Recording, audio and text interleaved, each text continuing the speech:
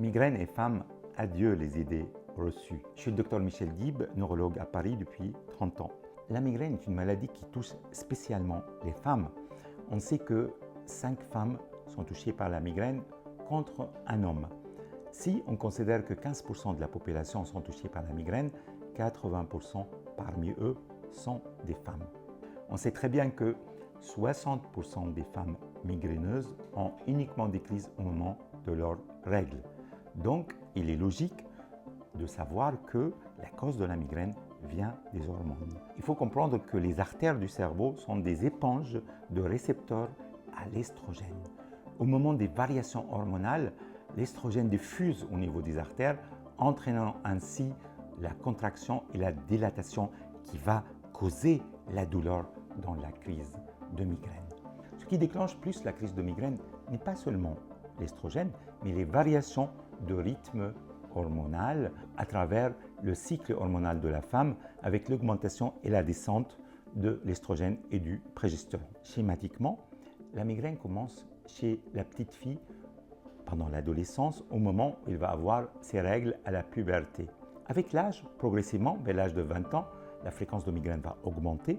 C'est lié certainement au stress des études et également à l'installation d'un rythme hormonal des règles assez réguliers. Vers l'âge de 40 ans à 50 ans, c'est le sommet de la fréquence de la migraine. Si on prend 100 femmes entre 40 et 50 ans, 25% parmi elles ont des migraines.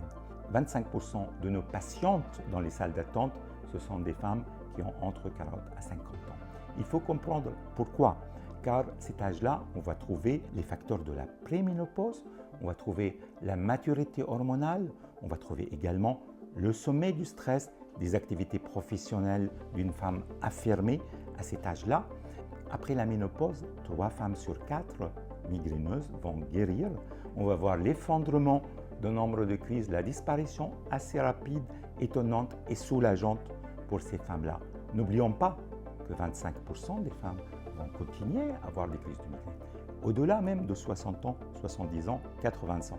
Il est inconcevable pour certains médecins de voir qu'une femme qui a 60 ans, 70 ans ou 80 ans a des crises de migraine. Oui, elle peut avoir des crises de migraine de la même façon qu'une femme de 30 ans a les mêmes crises. Donc essayons de la traiter de la même façon. Ne prenons pas ça à la légère, c'est vraiment handicapant.